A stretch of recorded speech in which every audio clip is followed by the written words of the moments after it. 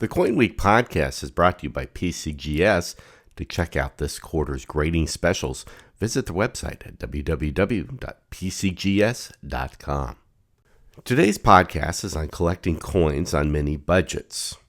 I'll break down what to collect and how to collect at 5 different budgets, starting at $1 a coin and gradually increasing your per coin spend all the way up to $10,000. Whether you're flat broke, a cheapskate, or have a little bit of extra scratch to throw around, I think you'll benefit from today's podcast. Okay. Hi, everybody. This is CoinWeek editor Charles Morgan, and today we're going to collect coins on mini budgets. Let's start at $1 a coin. This price point takes me back to my earliest days of collecting. New collectors, whether young or old, will start with approximately no numismatic holdings, and that was the case for me when I was in 5th grade. Before you start, I recommend that you pick up a hobby staple, R.S. Yeoman's official guide to U.S. coins. For less than $15, you'll have all of the information you need to know to collect and grow your knowledge in the U.S. coin area. For world coin collectors, print price guides, at least in the U.S., are a little bit more expensive because the area of world coin collecting is much more complicated. For this type of collecting, I instead recommend that you use a website called www.numista.com.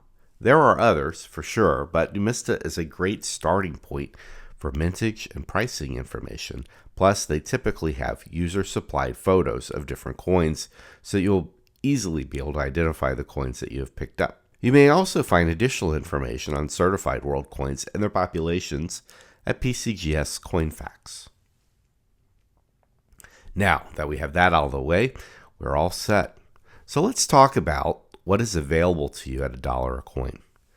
At $1, I recommend that you start with U.S. minor coinage. Your local bank branch may have rolls of coins in quantity at denominations of up to $1. With a little bit of searching, you'll be able to fill holes in a coin album, which I recommend you buy. And you can do this all at face value.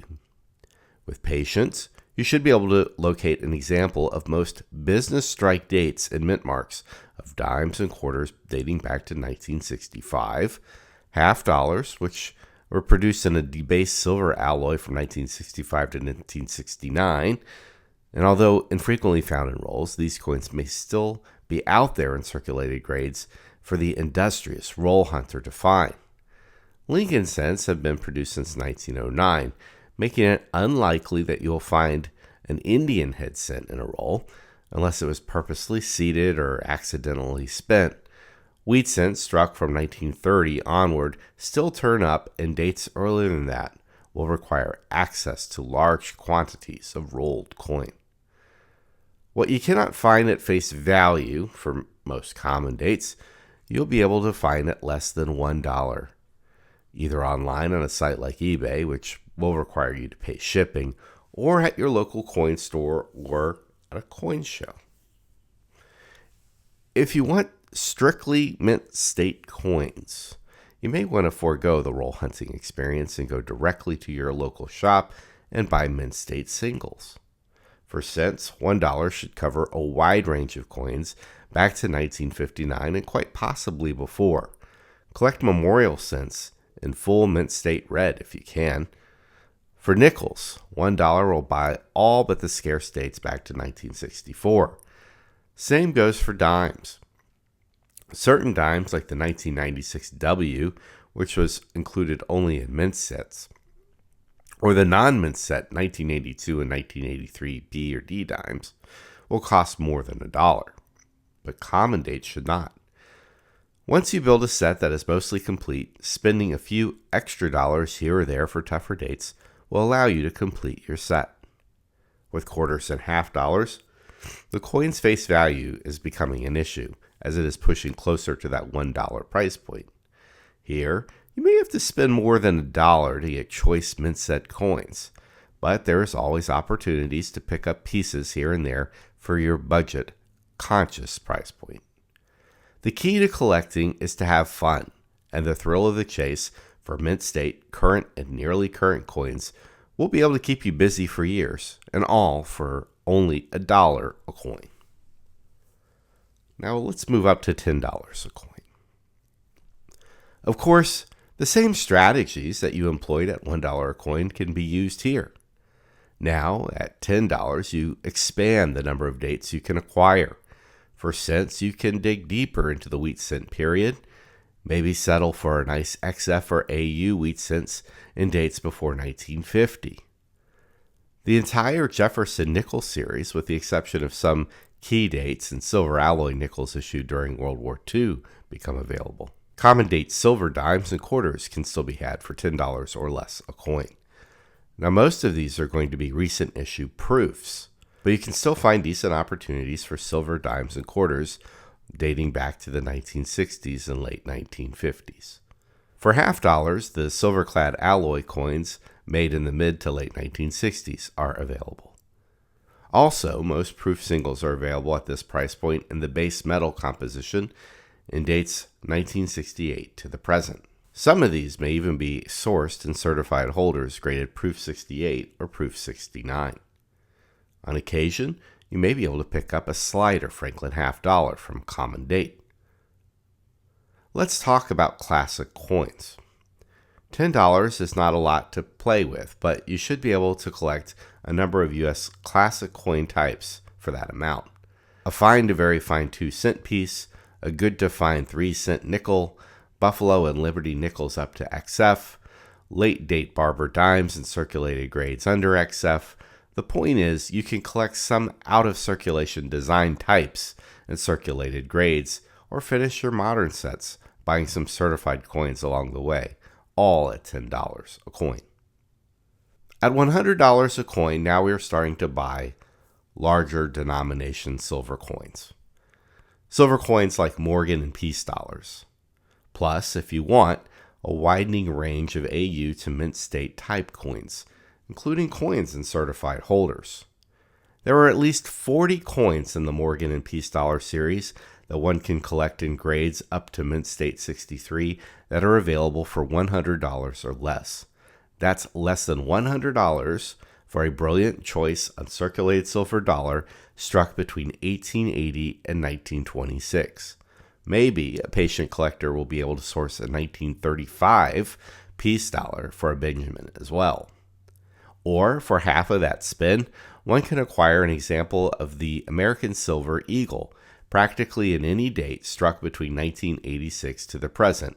There will be some coins in that series that will clearly be out of reach, but a savvy collector should be able to complete most of that set for $50 or $60 a coin in certified grades.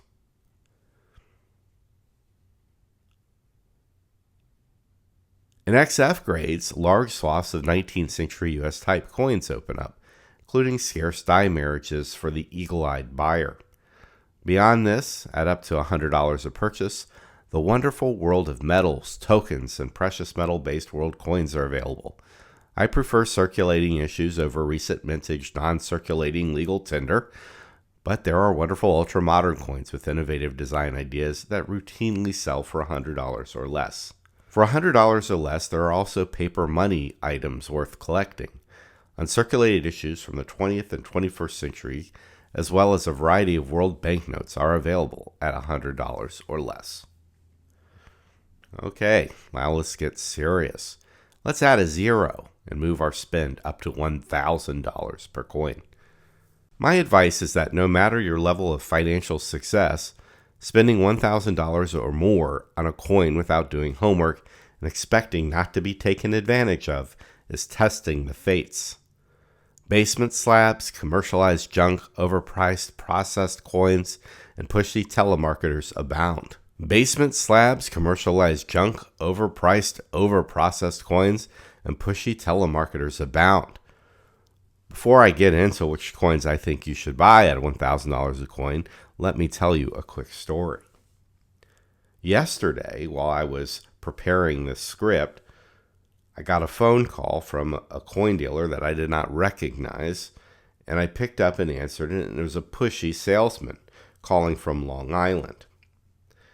He assured me that I had purchased a coin from him in the past, even though I did not remember doing that, And when I directly asked which coin I had purchased, he hemmed and hawed and eventually came up with the Type 2 Silver Eagle, which, again, I don't remember buying, let alone from him.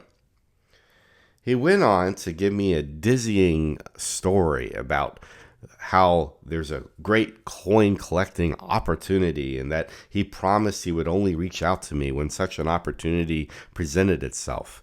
He went on to name drop people like John Mercanti, Miles Standish, and talk about the book Whitman published on American Silver Eagles.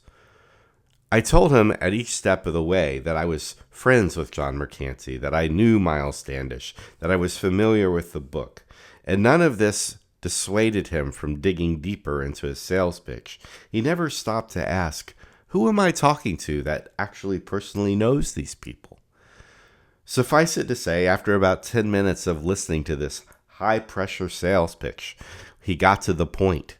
He wanted me to buy a congratulations set certified Proof 70 Silver Eagle signed by John Mercanti and in an NGC holder.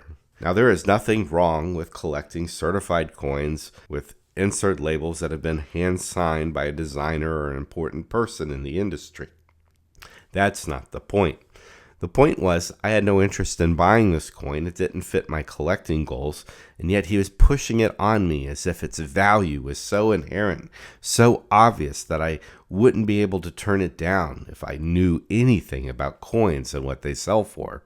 He assured me the coin sold for close to $400 online, and that I was getting it for a steal. He was only going to make $10 off of the coin, he said, enough to buy lunch. It sounded all very sympathetic to me, but I was used to this sort of drama, and I told him, do you have any idea who you're talking to? I went on to explain my position at CoinWeek, and again, not dissuaded in the least or embarrassed about how far he had taken the sales pitch, he merely asked me if he had done a good job explaining the coin. Incredible.